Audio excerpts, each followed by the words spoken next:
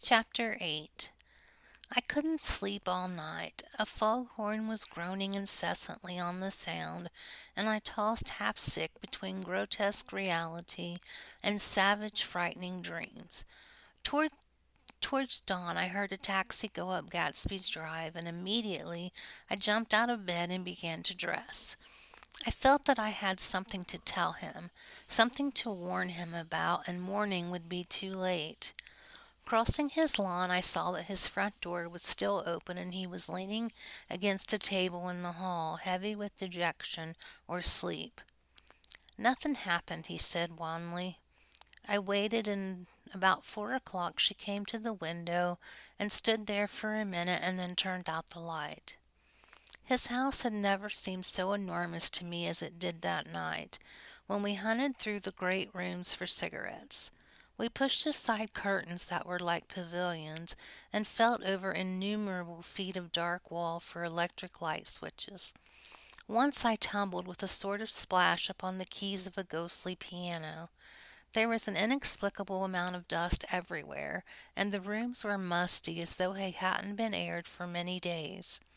I found the humidor on the unfamiliar table with two stale, dry cigarettes inside. Throwing open the French windows of the drawing room, we sat smoking out into the darkness. "You ought to go away," I said. "It's pretty certain that they'll trace your car." "Go away now, old sport?" "Go to Atlantic City for a week or up to Montreal." He wouldn't consider it. He couldn't possibly leave Daisy until he knew what she was going to do. He was clutching at some last hope, and I couldn't bear to shake him free. It was this night that he told me the strange story of his youth with Dan Cody. Told it to me because Jay Gatsby had broken up like glass against Tom's hard malice, and the long secret extravaganza was played out. I think that he would have acknowledged anything now without reserve, but he wanted to talk to Daisy. She was the first nice girl he had ever known. In various unrevealed capacities he had come in contact with such people, but always with indiscernible barbed wire between. He found her excitingly desirable. He went to her house, at first with other officers from the camp tailor, then alone. It had amazed him. He had never been in such a beautiful house before. But what gave it an air of breathless intensity was that Daisy lived there. It was as casual a thing to her as his tent out at camp was to him. There was a ripe mystery about it, a hen of bedrooms upstairs, more beautiful and cool than other bedrooms, of gay and radiant activities taking place through its corridors, and of romances that were not musty and laid away already in lavender, but fresh and breathing and redolent of this year's shining motor cars, and of dances whose flowers were scarcely withered. It excited him, too, that many men had already loved Daisy. It increased her value in his eyes. He felt their presence all about the house, pervading the air with the shades and echoes of still vibrant emotions. But he knew that he was in Daisy's house by a colossal accident. However glorious might be his future as Jay Gatsby, he was at present a penniless young man without a past, and at any moment the invisible cloak of his uniform might slip from his shoulders. So he made the most of his time. He took what he could get ravenously and unscrupulously. Eventually he took Daisy one still October night, took her because he had no real right to touch her hand. He might have despised himself, for he had certainly taken her under false pretenses. I don't mean that he had traded on his phantom millions, but he had deliberately given Daisy a sense of security. He let her believe that he was a person from much the same strata as herself, that he was fully able to take care of her. As a matter of fact, he had no such faculties. He had no comfortable family standing behind him, and he was liable at the whim of an impersonal government to be blown anywhere about this world. But he didn't despise himself, and it didn't turn out as he had imagined. He had intended probably to take what he could and go, but now he found that he had committed himself to the following of a Grail. He knew that Daisy was extraordinary, but he didn't realize just how extraordinary a nice girl could be. She vanished into her rich house, into her rich, full life, leaving Gatsby nothing. He felt married to her, that was all. When they met again 2 days later, it was Gatsby who was breathless and somehow betrayed. Her porch was bright with the bought luxury of starshine. The wicker of the settee squeaked fashionably as she turned towards him, and he kissed her curious and lovely mouth. She had caught a cold, and it made her voice huskier and more charming than ever, and Gatsby was overwhelmingly aware of the youth and mystery that wealth imprisons and preserves, of the freshness of many clothes, and of Daisy gleaming like silver, safe and proud above the hot struggles of the poor. I can't describe to you how surprised I was to find out that I loved her, old sport. I even hoped for a while that she'd throw me over, but she didn't, because she was in love with me. She thought I knew a lot because I knew different things from her. Well, there I was, way off my ambitions, getting deeper in love every minute, and all of a sudden I didn't care. What was the use of doing great things if I could have better time telling her what I was going to do? On the last afternoon before he went abroad, he sat with Daisy in his arms for a long silent time. It was a cold fall day with fire in the room, and her cheeks flushed. Now and then she moved, and he changed his arm a little, and once he kissed her dark shining hair. The afternoon had made them tranquil for a while, as if to give him a deep memory for the long parting the next day promised. They had never been closer in their month of love, nor communicated more profoundly one with another, than when she had brushed silent lips against his coat shoulder, or when she touched the end of her fingers gently as though she were asleep. He did extraordinarily well in the war. He was captain before he went to the front, and following the Argonne battles he got his majority in the command of the divisional machine guns. After the armistice he tried frantically to get home, but some complication or another sent him to Oxford instead. He was worried now. There was a quality of nervous despair in Daisy's letters. She didn't see why he couldn't come. She was feeling the pressure of the world outside, and she wanted to see him and feel his presence beside her and be reassured that she was doing the right thing after all. For Daisy was young, and her artificial world was redolent of orchids and pleasant, cheerful snobbery, and orchestras which set the rhythm of the year, summing up the sadness and suggestiveness of life in new tunes. All night the saxophones wailed in hopeless comment of the Beale Street blues, while 100 pairs of golden and silver slippers shuffled the shining dust. At the gray tea hour there were always rooms that throbbed incessantly with this low sweet fever, while fresh faces drifted here and there like rose petals blown by the sad horns around the floor. Through this twilight universe Daisy began to move again with the season. Suddenly she was again keeping half a dozen dates a day with half a dozen men, and drowsing asleep at dawn, with the beads and chiffon of an evening dress tangled among dying orchids on the floor beside her bed. And all the time something within her was crying for decision. She wanted her life shaped now, immediately, and the decision must be made by some force of love, of money, of unquestionable practicality that was close at hand. That force took shape in the middle of the spring with the arrival of Tom Buchanan. There was a wholesome bulkiness about his person and his position, and Daisy was flattered. Doubtlessly there was a certain struggle and a certain relief. The letter reached Gatsby while he was still at Oxford. It was dawn now on Long Island, and we went about opening the rest of the windows downstairs, filling the house with gray turning gold, turning light. The shadow of a tree fell abruptly across the dew, and ghostly birds began to sing among the blue leaves. There was a slow, pleasant movement in the air, scarcely a wind, promising a cool, lovely day. I don't think she ever loved him. Gatsby turned around from a window and looked at me challengingly. Excuse me. You must remember, old sport, that she was very excited this afternoon. He told her those things in a way that frightened her, that made it look as if I was some kind of cheap sharper, and the result was that she hardly knew what she was saying. He sat down gloomily. Of course she might have loved him just for a minute when they were first married, and loved me more even then. Do you see? Suddenly he came out with a curious remark. In any case, he said, it was just personal.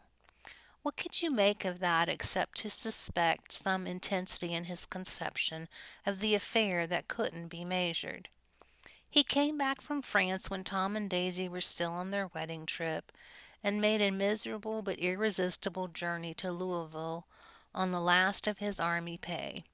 He stayed there a week, walking the streets where their footsteps had clicked together through the November night and revisiting the out-of-the-way places to which they had driven in her white car.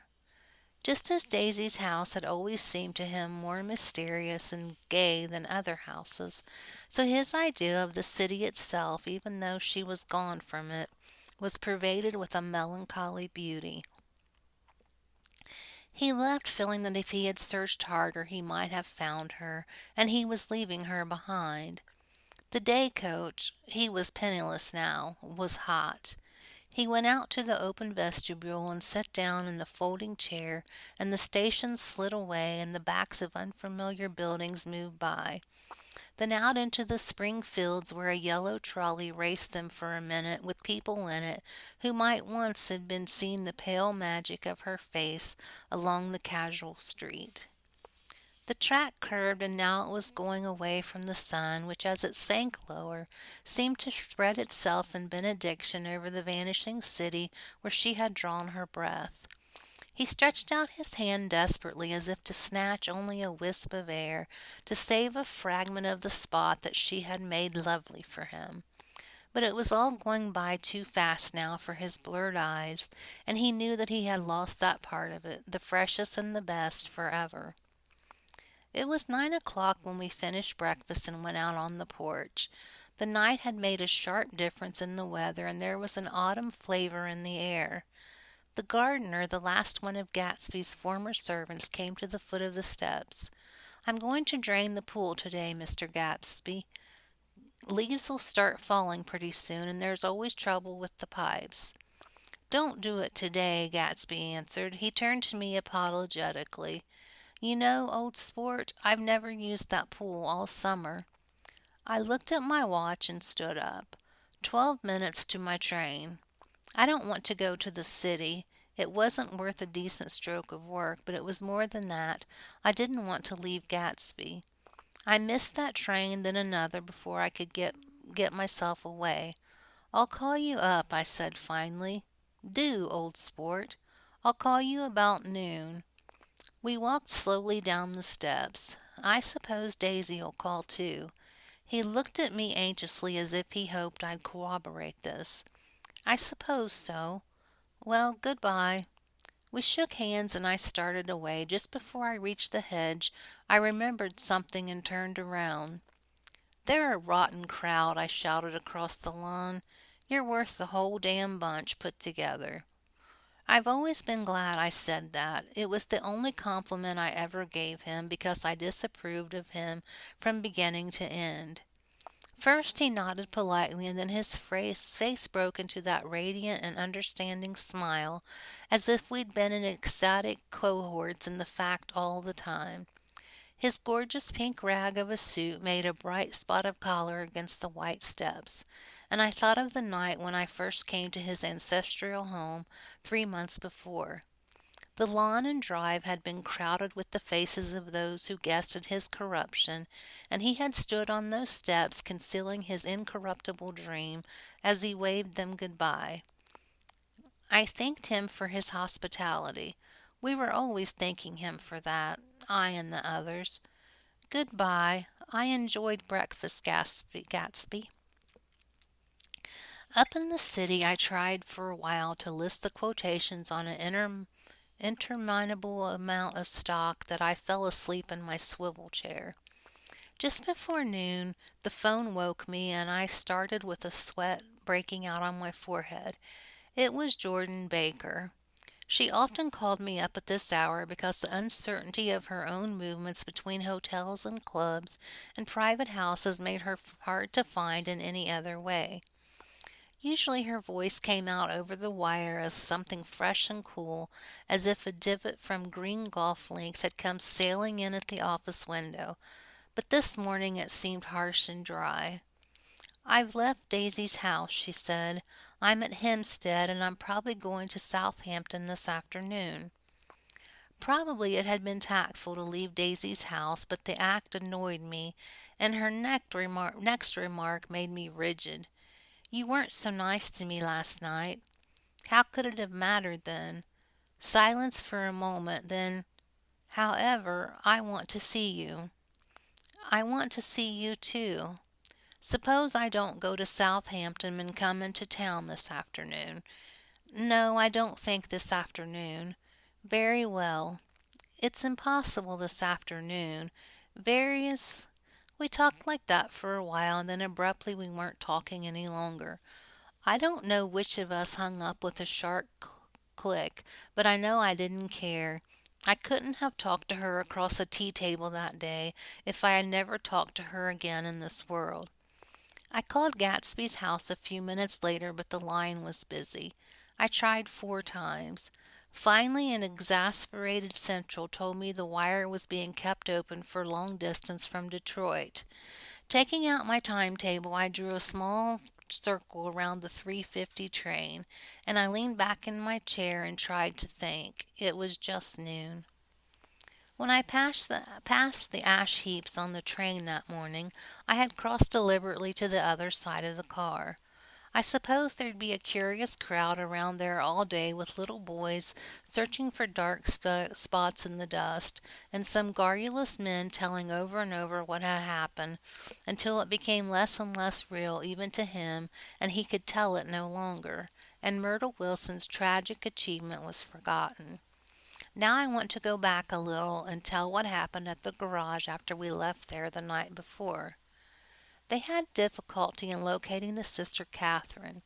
She must have broken her rule against drinking that one night, for when she arrived she was stupid with liquor and unable to fully understand that the ambulance had already gone to Flushing. When they convinced her of this, she immediately fainted as if that was the intolerable part of the affair. Someone, kind or curious, took her in his car and drove her in the wake of her sister's body.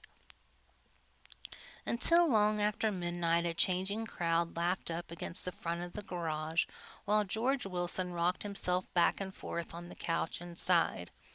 For a while the door of the office was open, and everyone who came into the garage glanced irresistibly through it. Finally someone said it was a shame and closed the door. McAllis and several other men were with him, first 4 or 5 men, later 2 or 3. Still later, McAllis had to ask the last stranger to wait there 15 minutes longer while he went back to his own place and made a pot of coffee. After that, he stayed there alone with Wilson until dawn. About 3 o'clock, the quality of Wilson's incoherent muttering changed. He grew quieter and began to talk about the yellow car. He announced that he had a way of finding out whom the yellow car belonged to, and then he murmured that a couple of months ago his wife had come from the city with her face bruised and her nose swollen. But when he heard himself say this, he flinched and began to cry, "Oh, my God," again in his groaning voice. McAllis made a clumsy attempt to distract him. "How long have you been married, George?" "Come on there, try to sit still a minute and answer my question. How long have you been married?" "12 years." "Ever had any children?" "Come on, George, sit still. I asked you a question. Did you ever have any children?" The hard brown beetles kept thudding against the dull light, and whenever McAllis heard a car go tearing along the road outside it sounded to him like the car that hadn't stopped a few hours before. He didn't like to go into the garage because the workbench was stained where the body had been lying, so he moved uncomfortably around the office. He knew every object in it before morning, and from time to time sat down beside Wilson trying to keep him more quiet. Have you got a church you go to sometimes, George? And maybe if you haven't been there for a long time, maybe I could call up the church and get a priest to come over and he could talk to you, see? Don't belong to any. You ought to have a church, George, for times like this. You must have gone to church once. Didn't you get married in a church? Listen, George, listen to me. Didn't you get married in a church? That was a long time ago. The effort of answering broke the rhythm of his rocking, and for a moment he was silent. Then the same half-knowing, half-bewildered look came back into his faded eyes. "Look in the drawer there," he said, pointing at the desk. "Which drawer?" "That drawer. That one." McAllis opened the drawer nearest to his hand. There was nothing in it but a small, expensive dog leash made of leather and braided silver. It was apparently new. "This?" he inquired, holding it up. Wilson stared and nodded. "I found it yesterday afternoon. She tried to tell me about it, but I knew it was something funny." "You mean your wife bought it?" "She had it wrapped in tissue paper on her bureau." McAllis didn't see anything odd in that, and he gave Wilson a dozen reasons why his wife may have bought the dog leash. But conceivably Wilson had heard some of these exclamations before from Myrtle, because he began saying, "Oh, my God," again in a whisper. His comforter left several explanations in the air. "Then he killed her," said Wilson. His mouth dropped out suddenly. "Who did?" "I have a way of finding out." "You're morbid, George," said his friend. "This has been a strain to you, and you don't know what you're saying. You better try and sit quiet until morning." "He murdered her." "It was an accident, George." Wilson shook his head. His eyes narrowed and his mouth widened slightly with the ghost of a superior "I know," he said definitely. "I'm one of those trusting fellows and I don't think any harm to nobody. But when I get to know a thing, I know it. It was the man in that car. She ran out to speak to him and he wouldn't stop." McAllis had seen this too, but it hadn't occurred to him that there were any special significance in it. He believed that Mrs. Wilson had been running away from her husband rather than trying to stop any particular car. How could she have been like that? "She's a deep one," said Wilson, as if that answered the question. "Ah." He began to rock again, and McAllis stood twisting the leash in his hand. "Maybe you got some friend that I could telephone for you, George?" This was a forlorn hope. He was almost sure that Wilson had no friend, and there was not even enough of him for his wife. He was glad a little later when he noticed a change in the room, a blue quickening by the window, and realized that dawn wasn't far off. About 5 o'clock it was blue enough outside to snap off the light. Wilson's glazed eyes turned out to the ash heaps, where small gray clouds took on fantastic shapes and scurried here and there in the faint dawn wind. "I spoke to her," he muttered after a long silence. "I told her she might fool me, but she couldn't fool God. I took her to the window." With an effort he got up and walked to the rear window and leaned with his face pressed against it. "And I said, 'God knows what you've been doing and everything you've been doing. You may fool me, but you can't fool God.'" Standing behind him, McAllis saw with a shock that he was looking at the eyes of Dr. T.J. Eckelberg, which had just emerged pale and enormous from the dissolving night. "God sees everything," repeated Wilson. "That's an advertisement," McAllis assured him. Something made him turn away from the window and look back into the room. But Wilson stood there a long time, his face close to the window pane, nodding into the twilight. By 6 o'clock, Marcellus was worn out and grateful for the sound of a car stopping outside. It was one of the watchers of the night before who had promised to come back, so he cooked breakfast for three, which he and the other man ate together. Wilson was quieter now, and McAllis went home to sleep. When he awoke 4 hours later and hurried back to the garage, Wilson was gone. His movement, his he was on foot all the time, were afterwards traced to Port Roosevelt and then to Gad's Hill, where he bought a sandwich that he didn't eat and a cup of coffee.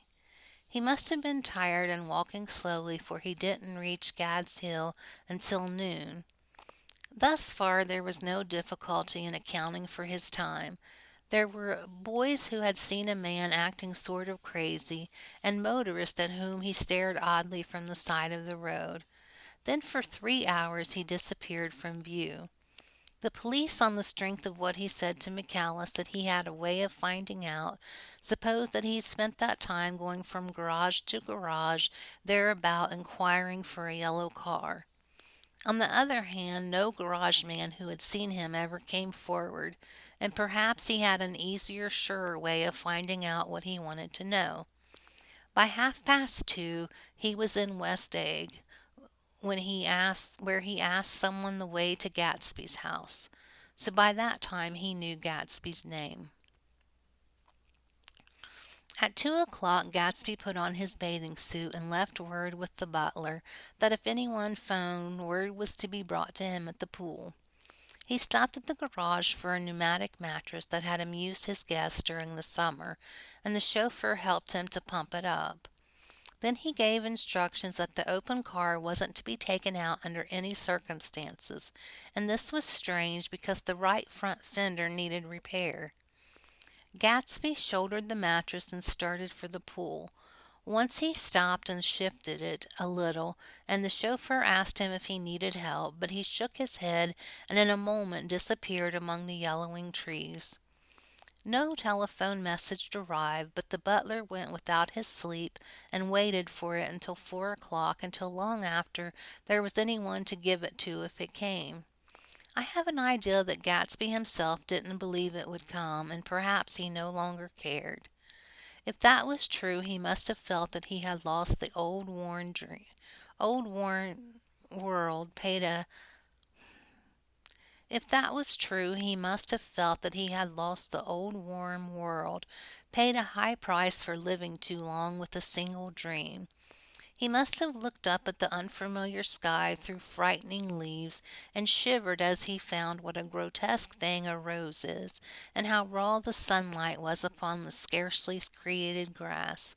A new world, material without being real, where poor ghosts, breathing dreams like air, drifted fortuitously about, like that ashen fantastic figure gliding towards him through the amorphous trees.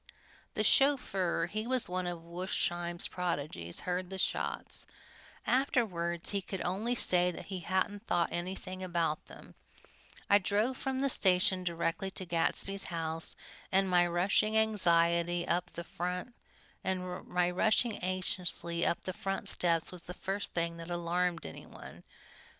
But they knew then, I firmly believe. With scarcely a word said, four of us, the chauffeur, butler, gardener, and I, hurried down to the pool. There was a faint, barely perceptible movement of the water as the fresh flow from one end urged its way towards the drain at the other. With little ripples that were hardly the shadows of waves, the laden mattress moved irregularly down the pool. A small gust of wind that scarcely corrugated the surface was enough to disturb its accidental course with its accidental burden. The touch of a cluster of leaves revolved it slowly, tracing like the leg of transit, a thin red circle in the water. It was after we started with Gatsby towards the house that the gardener saw Wilson's body a little way off in the grass, and the holocaust was complete.